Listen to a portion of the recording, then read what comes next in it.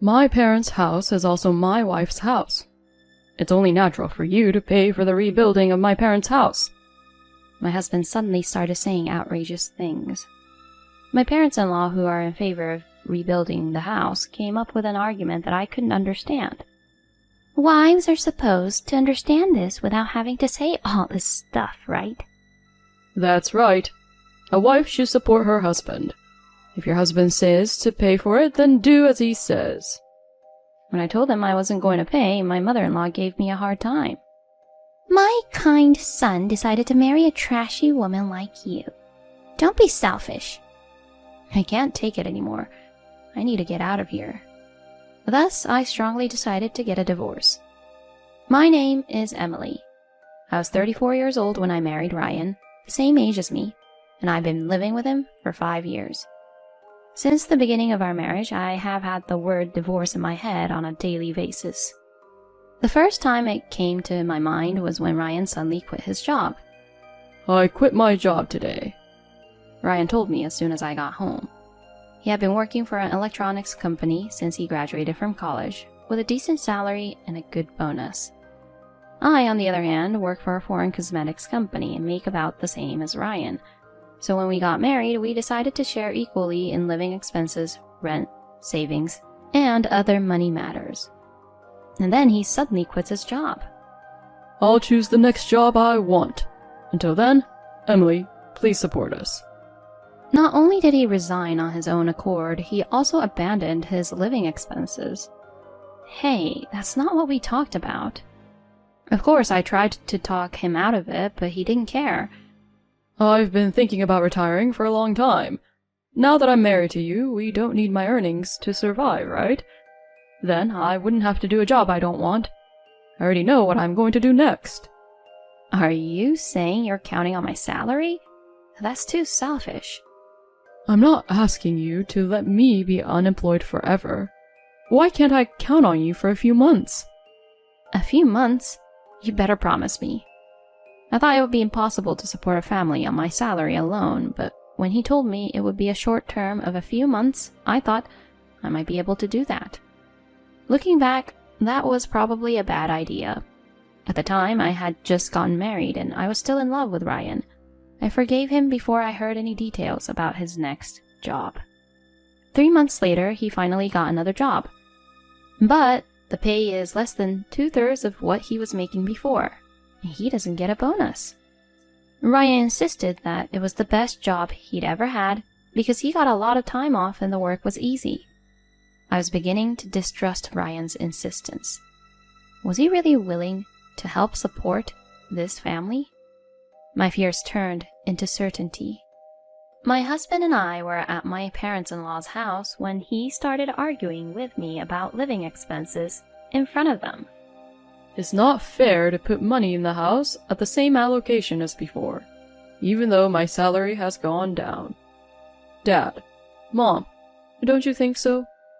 When my in-laws heard that, they made me look bad, and they justified Ryan's actions. "It's a wife's job to support her husband. If Ryan's salary got lowered, then Emily, you should be putting in more money into the house." That's right. You're his wife. You have to support your husband. Ryan changed jobs to do what he wanted to do. You should be proud of that, right? Ryan got his parents on his side, blaming me. "See? My parents are saying this, so it shouldn't be a problem." I knew he never wanted to support each other from the beginning. I thought about getting divorced many times, but after being married after 30 years old, I was afraid of being single. I reluctantly accepted Ryan's and my in-laws' requests. I agreed to take care of the situation by asking Ryan to pay me 1/2 of what he had been paying before. But this was just the beginning. Ryan, a vain man, began to use the money we had saved together to buy things he wanted without consulting me. It seems that Ryan is a lot like his parents. His parents are just as vain as him. My mother-in-law has been a stay-at-home mom since they were married, saying that it's not very presentable to work. And my father-in-law also said it's not cool to work after retirement. So, they both live on pensions. And yet they ask me for money to live on. It's the responsibility of a child to support a parent who lives on a pension, isn't it? That's right. You're supposed to give us money. I could understand if they asked their son Ryan, but asking me, his wife? But I tolerated all of that. It would be wrong to say I tolerated it. I just didn't fight it. I was already exhausted from working and housework. After all, I had to earn the money that Ryan didn't pay.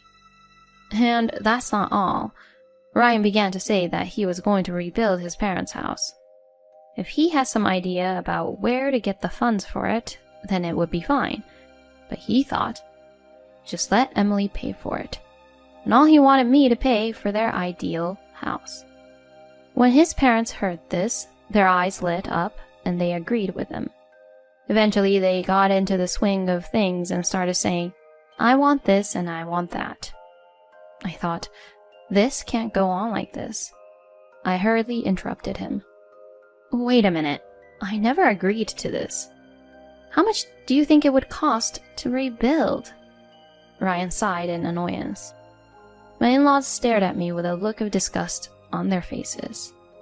Hey, you know you're my wife, right? My parents' house is your house too. So of course, you'll pay for it to be rebuilt. And my in-laws also came after me. That's right. You should know this. You're so inconsiderate. Why can't you just say yes? I told you that a wife should support her husband. Your husband says he wants to rebuild the house? Why don't you obey him? Talking to these people is not going to get us anywhere. I've learned that well in this marriage. But this time it's nothing compared to the scale of what we've done before. We are rebuilding a house after all. There's no way I'll agree to it. Anyway, I won't pay for it. With that, I left the place with my back to them. For the next few days, Ryan and my in-laws blamed me. Each time my resolve to get divorced grew stronger, I was reminded that I was already over 40 years old. It took a lot of courage to be single at my age. Besides, I didn't want to displease my parents, who were more than happy to see me get married. I wondered if there was any way I could get them to stop the rebuilding. That's when I thought of something. As usual, I received a phone call from my mother-in-law. Emily, please cut it out. How long are you going to keep troubling Ryan?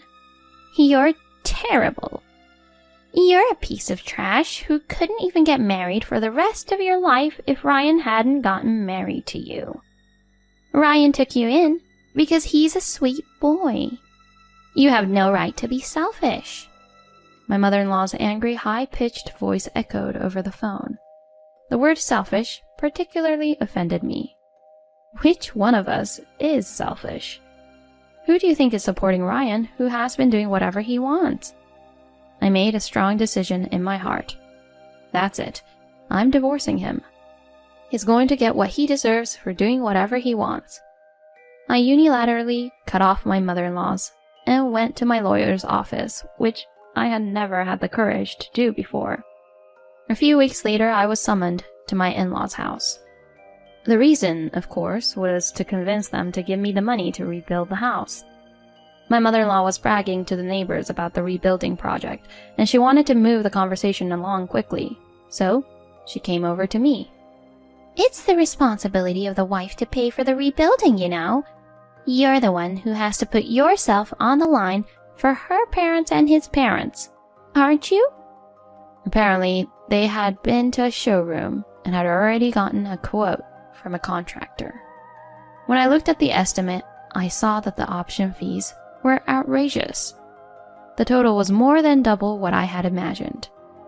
Ryan was smiling like a man who is not interested in anything else and said, You better take out a loan. Okay, I will gladly cooperate. I replied without a pause, and the three of them turned their surprised faces to me. What? Did you just say you'll cooperate? Seriously? Ryan, incredulous, asks for confirmation with a straight face. Yes, I did, because you asked me to. Ryan's face breaks into a smile at that reply. Emily, I knew you would come around. That's my wife. I didn't know what was going to happen when you said you wouldn't pay, but I knew you'd understand.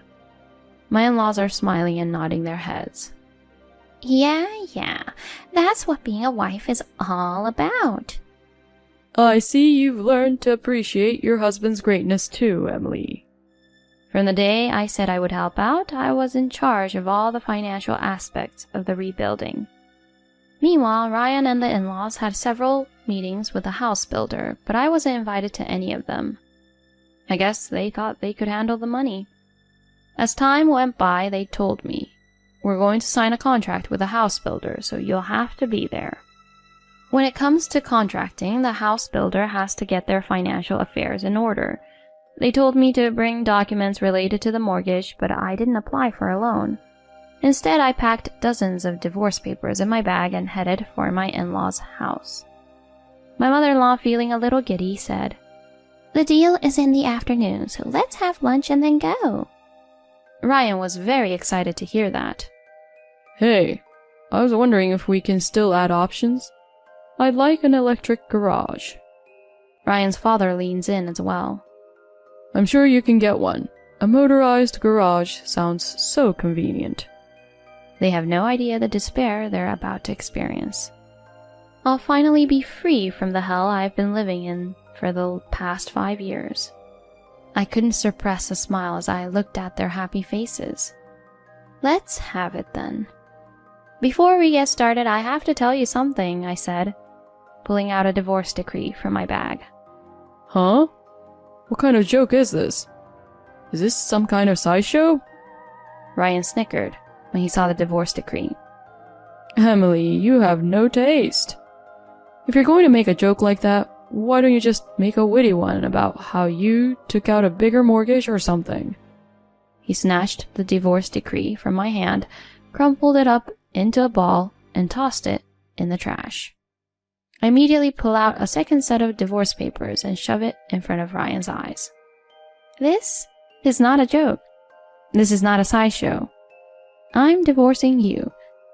Of course, I'm not your wife, and I don't have to pay for someone else's house to be rebuilt, do I? Ryan snatched the divorce decree from me and tore it into shreds. Don't be ridiculous.